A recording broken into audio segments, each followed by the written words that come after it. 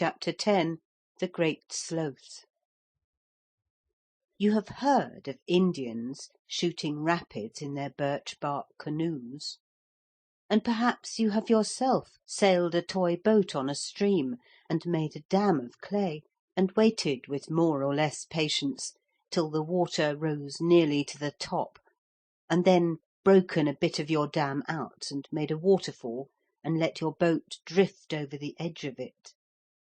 You know how it goes slowly at first, then hesitates and sweeps on more and more quickly.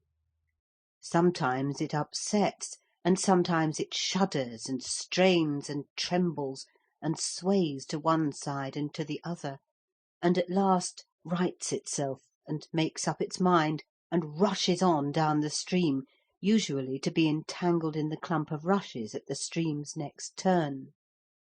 This is what happened to that good yacht, the Lightning Loose.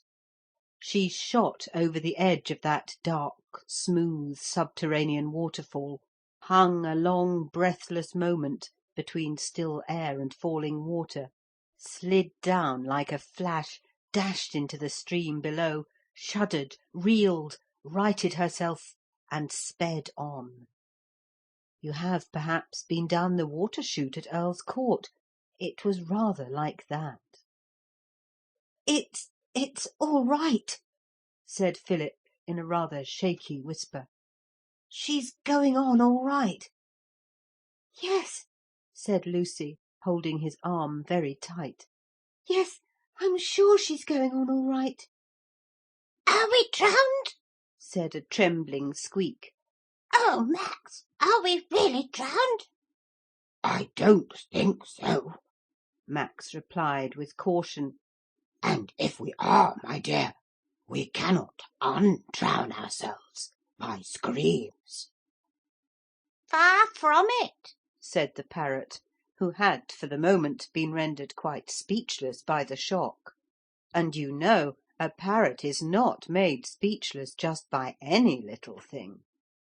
"So we might just as well try to behave," it said. The lamps had certainly behaved, and behaved beautifully. Through the wild air of the fall, the wild splash as the Lightning Loose struck the stream below, the lamps had shone on, seemingly undisturbed. "An example to us all," said the parrot. "Yes, but," said Lucy, "what are we to do?" "When adventures take a turn one is far from expecting, one does what one can," said the parrot. "And what's that?" "Nothing," said the parrot. "Philip has relieved Max at the helm and is steering a straight course between the banks, if you can call them banks.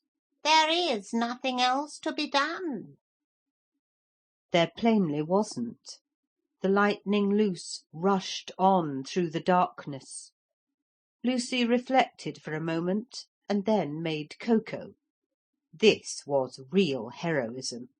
It cheered every one up, including the cocoa-maker herself. It was impossible to believe that anything dreadful was going to happen when you were making that soft, sweet, ordinary drink. "I say," Philip remarked, when she carried a cup to him at the wheel, "I've been thinking. All this is out of a book. Some one must have let it out. I know what book it's out of, too. And if the whole story got out of the book, we're all right. Only we shall go on for ages, and climb out at last 3 days' journey from Trieste." "I see," said Lucy, and added that she hated geography. "Drink your cocoa while it's hot," she said in motherly accents. And "What book is it?" "It's The Last Cruise of the Teal," he said. "Helen gave it me just before she went away. It's a ripping book, and I used it for the roof of the outer court of the Hall of Justice. I remember it perfectly. The chaps on the Teal made torches of paper soaked in paraffin." "We haven't any," said Lucy. "Besides, our lamps light everything up all right. Oh, there's Brenda crying again. She hasn't a shadow of pluck." She went quickly to the cabin, where Max was trying to cheer Brenda by remarks full of solid good sense, to which Brenda paid no attention whatever. "I knew how it would be," she kept saying in a whining voice. "I told you so from the beginning. I wish we hadn't come. I want to go home. Oh, what a dreadful thing to happen to dear little dogs." "Brenda," said Lucy firmly, "if you don't stop whining you shan't have any cocoa." Brenda stopped at once and wagged her tail appealingly. "Cocoa?" she said. "Did anyone say cocoa? My nerves are so delicate. I know I'm a trial, dear Max. It's no use your pretending I'm not. But there is nothing like cocoa for the nerves. Plenty of sugar, please, dear Lucy. Thank you so much. Yes, it's just as I like it." "There will be other things to eat by and by," said Lucy. "People who whine won't get any." "I'm sure nobody would dream of whining," said Brenda. "I know I'm too sensitive, but you can do anything with dear little dogs by kindness. And as for whining, do you know, it's a thing I've never been subject to from a child, never. Max will tell you the same." Max said nothing, but only fixed his beautiful eyes hopefully on the cocoa jug. And all the time the yacht was speeding along the underground stream, beneath the vast arch of the underground cavern. "The worst of it is we may be going ever so far away from where we want to get to," said Philip, when Max had undertaken the steering again. "All roads," remarked the parrot, "lead to Somnolentia. And besides, the ship is travelling due north. At least so the ship's compass states. And I have no reason as yet for doubting its word." "Hallo!" cried more than one voice, and the ship shot out of the dark cavern into a sheet of water that lay spread under a white dome. The stream that had brought them there seemed to run across one side of this pool.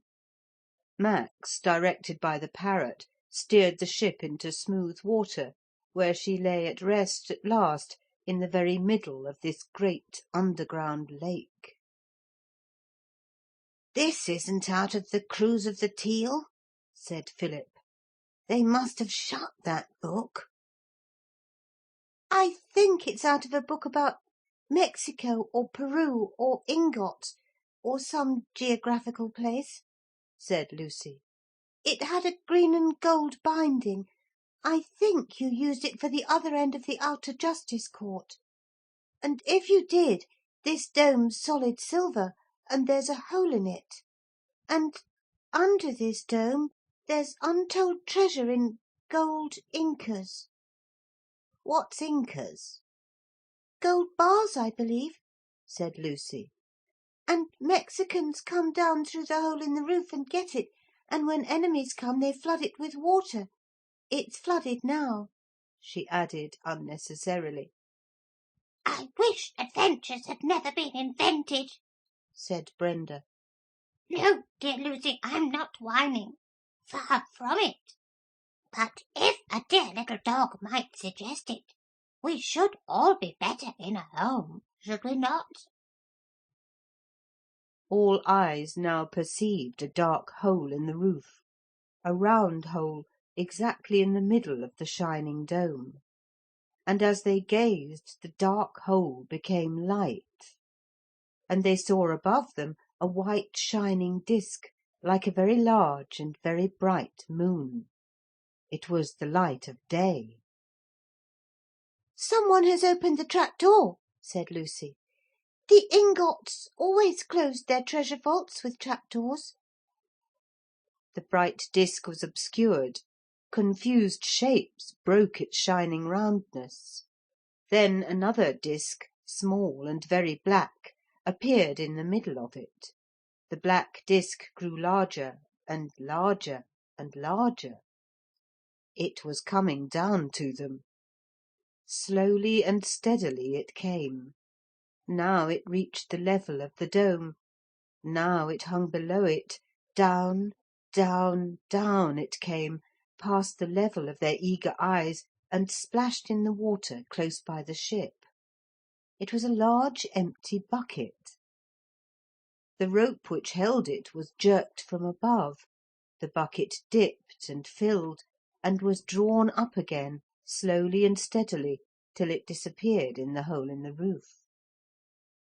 "Quick," said the parrot. "Get the ship exactly under the hole, and next time the bucket comes down, you can go up in it." "This is out of the Arabian Nights, I think," said Lucy, when the yacht was directly under the hole in the roof. "But who is it that keeps on opening the books? Somebody must be pulling Polystopolis down." "The Pretenderette, I shouldn't wonder," said Philip gloomily. "She isn't the deliverer, so she must be the destroyer. Nobody else can get into Polystarchia, you know." "There's me." "Oh, you're deliverer too." "Thank you," said Lucy gratefully. "But there's Helen." "She was only on the island, you know. She couldn't come to Polystarchia. Look out!" The bucket was descending again, and instead of splashing in the water, it bumped on the deck. "You go first," said Philip to Lucy. And you, said Max to Brenda. "Oh, I'll go first if you like," said Philip. Yes, said Max. I'll go first if you like, Brenda. You see, Philip felt that he ought to give Lucy the first chance of escaping from the poor Lightning Loose, yet he could not be at all sure what it was that she would be escaping to. And if there was danger overhead, of course he ought to be the one to go first to face it. And the worthy Max felt the same about Brenda. And Lucy felt just the same as they did. I don't know what Brenda felt. She whined a little.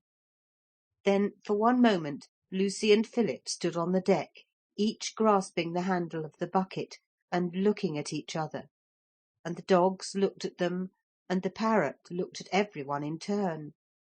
An impatient jerk and shake of the rope from above reminded them that there was no time to lose.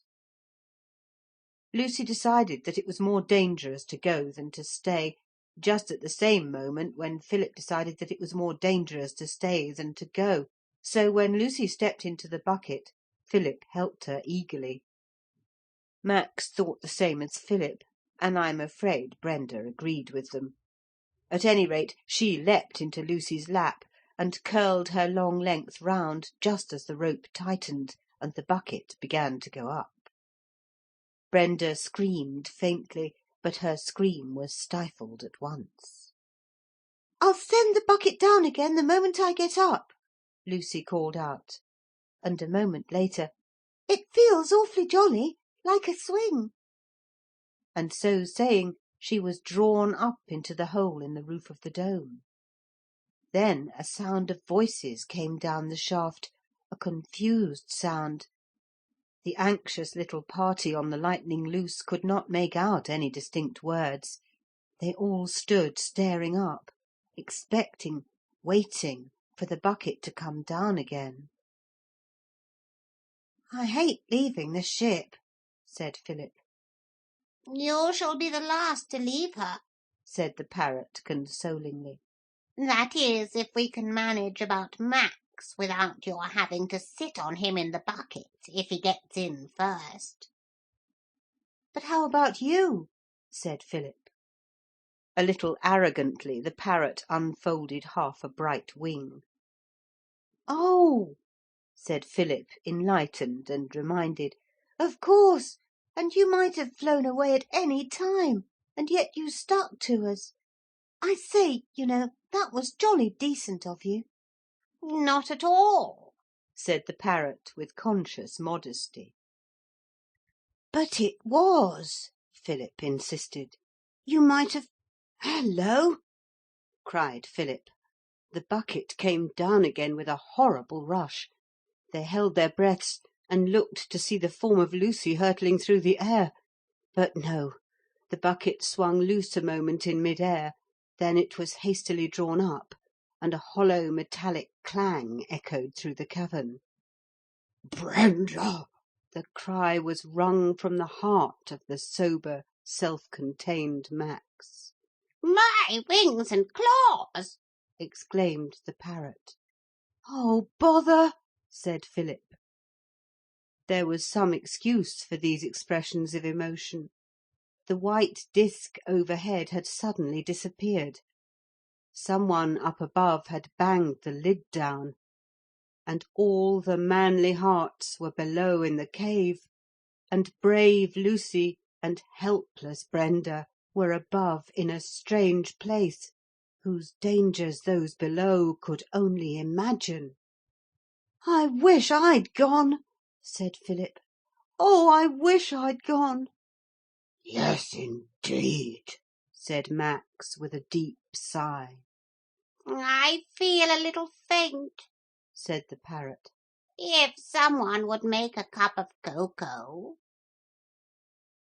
Thus did the excellent bird seek to occupy their minds in that first moment of disaster. And it was well that the captain and crew were thus saved from despair, for before the kettle boiled, the lid of the shaft opened about a foot, and something largish, roundish, and lumpish fell heavily and bounced upon the deck of the Lightning Loose. It was a pineapple, fresh, ripe, and juicy. On its side was carved in large letters of uncertain shape the one word, "Wait." It was good advice, and they took it. Really, I do not see what else they could have done in any case, and they ate the pineapple, and presently every one felt extremely sleepy. 'Waiting is one of those things that you can do as well asleep as awake, or even better,' said the parrot. 40 winks will do us all the good in the world.' He put his head under his wing where he sat on the binnacle. 'May I turn in alongside you, sir?' Max asked. 'I shan't feel the dreadful loneliness so much then.' So Philip and Max curled up together on the deck, warmly covered with the spare flags of all nations, and the 40 winks lasted for the space of a good night's rest, about 10 hours, in fact. So 10 hours' waiting was got through quite easily. But there was more waiting to do after they woke up, and that was not so easy. When Lucy, sitting in the bucket with Brenda in her lap, felt the bucket lifted from the deck and swung loose in the air, it was as much as she could do to refrain from screaming. Brenda did scream, as you know, but Lucy stifled the sound in the folds of her frock. Lucy bit her lips, made a great effort, and called out that remark about the bucket swing, just as though she were quite comfortable. It was very brave of her, and helped her to go on being brave. The bucket drew slowly up and up and up, and passed from the silver dome into the dark shaft above. Lucy looked up. Yes, it was daylight that showed at the top of the shaft, and the rope was drawing her up towards it. Suppose the rope broke? Brenda was quite quiet now. She said afterwards that she must have fainted. And now the light was nearer and nearer. Now Lucy was in it, for the bucket had been drawn right up, and hands were reached out to draw it over the side of what seemed like a well. At that moment Lucy saw in a flash what might happen if the owners of the hands, in their surprise, let go the bucket and the windlass. She caught Brenda in her hands and threw the dog out on to the dry ground, and threw herself across the well parapet. Just in time, for a shout of surprise went up, and the bucket went down, clanging against the well sides. The hands had let go. Lucy clambered over the well side slowly, and when her feet stood on firm ground she saw that the hands were winding up the bucket again, and that it came very easily. "Oh, don't," she said. "Let it go right down. There are some more people down there." "Sorry, but it's against the rules. The bucket only goes down this well 40 times a day, and that was the 40th time." They pulled the bucket in and banged down the lid of the well. Some one padlocked it and put the key in his pocket. And Lucy and he stood facing each other. He was a little round-headed man in a curious stiff red tunic, and there was something about the general shape of him and his tunic which reminded Lucy of something, only she could not remember what. Behind him stood two others, also red-tunicked and round-headed. Brenda crouched at Lucy's feet and whined softly, and Lucy waited for the strangers to speak. "You shouldn't do that," said the red-tunicked man at last. "It was a great shock to us, your bobbing up as you did. It will keep us awake at night, just remembering it." "I'm sorry," said Lucy. "You should always come into strange towns by the front gate," said the man. "Try to remember that, will you? Good night." "But you're not going off like this," said Lucy. "Let me write a note and drop it down to the others. Have you a bit of pencil and paper?" "No," said the strange people, staring at her. "Haven't you anything I can write on?" Lucy asked them. "There's nothing here but pineapples," said one of them at last. So she cut a pineapple from among the hundreds that grew among the rocks near by, and carved "Wait" on it with her penknife. "Now," she said, "open that well lid." "It's as much as our lives are worth," said the leader. "No, it isn't," said Lucy. "There's no law against dropping pineapples into the well. You know there isn't. It isn't like drawing water. And if you don't, I shall set my little dog at you. She is very fierce." Brenda was so flattered that she showed her teeth and growled. "Oh, very well," said the stranger. "Anything to avoid fuss." When the well lid was padlocked down again, Lucy said, "What country is this?" though she was almost sure, because of the pineapples, that it was Somnolentia. And when they had said that word, she said, "Now I'll tell you something. The Deliverer is coming up that well next time you draw water. He is coming to deliver you from the bondage of the great Sloth." "It is true," said the red round-headed leader, "that we are in bondage, and the great Sloth wearies us with the singing of choric songs when we long to be asleep. But none can deliver us. There is no hope. There is nothing good but sleep, and of that we have never enough." "Oh dear," said Lucy despairingly. "Aren't there any women here? They always have more sense than men."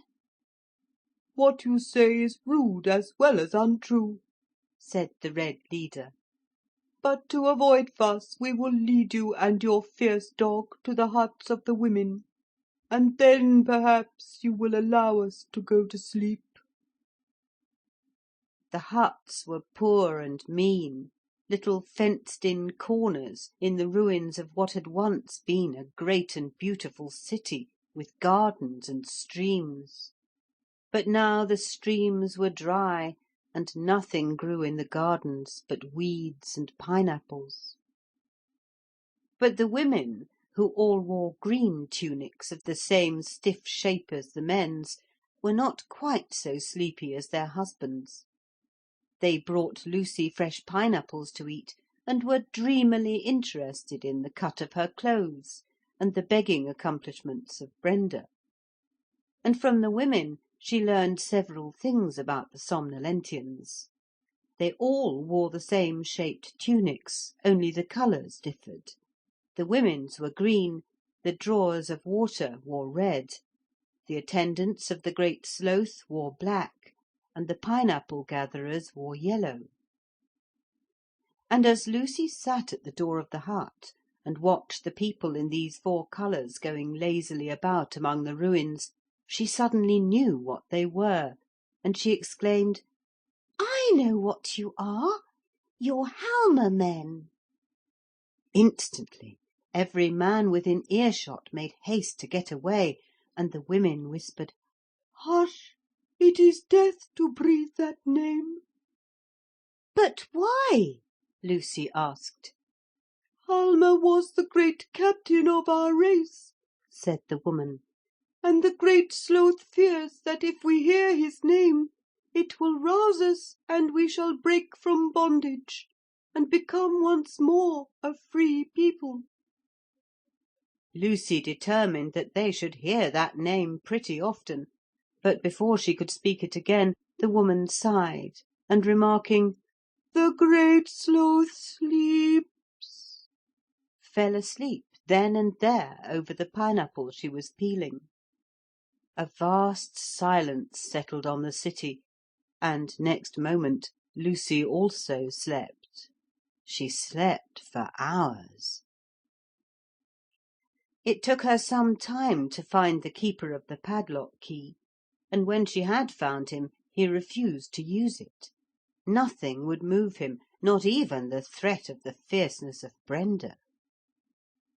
At last, almost in despair, Lucy suddenly remembered a word of power.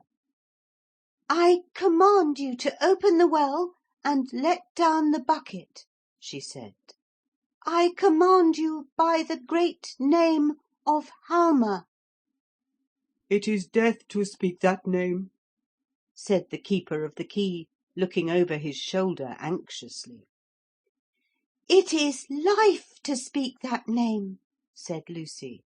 "Halma, Halma, Halma. If you don't open that well, I'll carve the name on a pineapple and send it in on the golden tray with the Great Sloth's dinner." "It would have the lives of hundreds for that," said the keeper in horror. "Open the well then," said Lucy. They all held a council as soon as Philip and Max had been safely drawn up in the bucket, and Lucy told them all she knew. "I think whatever we do we ought to be quick," said Lucy. "That Great Sloth is dangerous, I'm sure it is. It's sent already to say I'm to be brought to its presence to sing songs to it while it goes to sleep. It doesn't mind me because it knows I'm not the deliverer. And if you'll let me, I believe I can work everything all right. But if it knows you're here, it'll be much harder." The degraded Halma men were watching them from a distance in whispering groups. "I shall go and sing to the Great Sloth," she said, "and you must go about and say the name of power to every one you meet, and tell them you're the deliverer. Then, if my idea doesn't come off, we must overpower the Great Sloth by numbers, and you just go about saying Halma, see?" "While you do the dangerous part, likely," said Philip. "It's not dangerous. It never hurts the people who sing, never," said Lucy. "Now I'm going." And she went before Philip could stop her. "Let her go," said the parrot. "She is a wise child." The temple of the Great Sloth was built of solid gold. It had beautiful pillars and doorways and windows and courts, one inside the other, each paved with gold flagstones. and in the very middle of everything was a large room which was entirely feather-bed. There the Great Sloth passed its useless life in eating, sleeping, and listening to music. Outside the Moorish arch that led to this inner room, Lucy stopped and began to sing. She had a clear little voice, and she sang Jockey to the Fair and Early One Morning, and then she stopped, and a great sleepy, slobbery voice came out of the room and said, "Your songs are in very bad taste. Do you know no sleepy songs?" "Your people sing you sleepy songs," said Lucy. "What a pity they can't sing to you all the time." "You have a sympathetic nature," said the Great Sloth, and it came out and leaned on the pillar of its door and looked at her with sleepy interest. It was enormous, as big as a young elephant, and it walked on its hind legs like a gorilla. It was very black indeed. "It is a pity," it said. "but they say they cannot live without drinking, so they waste their time in drawing water from the wells." "Wouldn't it be nice," said Lucy, "if you had a machine for drawing water? Then they could sing to you all day, if they chose." "If I chose," said the Great Sloth, yawning like a hippopotamus. "I am sleepy. Go." "No," said Lucy. And it was so long since the Great Sloth had heard that word that the shock of the sound almost killed its sleepiness. "What did you say?" it asked, as if it could not believe its large ears. "I said no," said Lucy. "I mean that you are so great and grand, you have only to wish for anything and you get it." "Is that so?" said the Great Sloth dreamily, and like an American. "Yes," said Lucy with firmness. "You just say, 'I wish I had a machine to draw up water for 8 hours a day.' That's the proper length for a working day. Father says so." "Say it all again and slower," said the creature. "I didn't quite catch what you said." Lucy repeated the words. "If that's all," said the Great Sloth. "now say it again, very slowly indeed."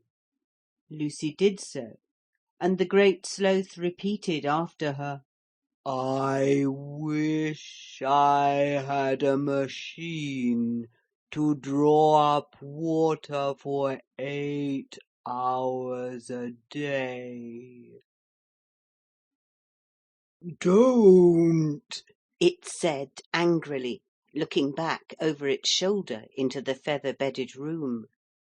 "Don't, I say! Where are you shoving to? Who are you? What are you doing in my room? Come out of it." Something did come out of the room, pushing the Great Sloth away from the door. And what came out was the vast feather bed in enormous rolls and swellings and bulges. It was being pushed out by something so big and strong that it was stronger than the Great Sloth itself, and pushed that mountain of lazy sloth flesh half across its own inner courtyard. Lucy retreated before its advancing bulk and its extreme rage. Push me out of my own feather bedroom, would it? Said the Sloth, now hardly sleepy at all. You wait till I get hold of it, whatever it is. The whole of the feather bed was out in the courtyard now, and the Great Sloth climbed slowly back over it into its room to find out who had dared to outrage its slothful majesty. Lucy waited, breathless with hope and fear, as the Great Sloth blundered back into the inner room of its temple. It did not come out again. There was a silence, and then a creaking sound, and the voice of the Great Sloth saying, No, no, no, I won't. Let go, I tell you. Then more sounds of creaking, and the sound of metal on metal. She crept to the arch and peeped round it. The room that had been full of feather bed was now full of wheels and cogs and bands and screws and bars. It was full, in fact, of a large and complicated machine, and the handle of that machine was being turned by the Great Sloth itself. Let me go, said the Great Sloth, gnashing its great teeth. I won't work. You must, said a purring voice from the heart of the machinery. You wished for me, and now you have to work me 8 hours a day. It is the law. It was the machine itself which spoke. I'll break you, said the Sloth. I am unbreakable, said the machine with gentle pride. This is your doing, said the Sloth, turning its furious eyes on Lucy in the doorway. You wait till I catch you. And all the while it had to go on turning that handle. Thank you, said Lucy politely. I think I will not wait, and I shall have 8 hours' start, she added. Even as she spoke, a stream of clear water began to run from the pumping machine. It slid down the gold steps and across the golden court. Lucy ran out into the ruined square of the city, shouting, Halma! Halma! Halma! To me, Halma's men! And the men, already excited by Philip, who had gone about saying that name of power without a moment's pause all the time Lucy had been in the Golden Temple, gathered round her in a crowd. Quick, she said, the Great Sloth is pumping water up for you. He will pump for 8 hours a day. Quick, dig a channel for the water to run in. The Deliverer, she pointed to Philip, has given you back your river. Some ran to look out old rusty half-forgotten spades and picks, but others hesitated and said, The Great Sloth will work for 8 hours, and then it will be free to work vengeance on us. I will go back, said Lucy, and explain to it that if it does not behave nicely, you will all wish for machine guns, and it knows now that if people wish for machinery, they have to use it. It will be awake now for 8 hours, and if you all work for 8 hours a day, you'll soon have your city as fine as ever.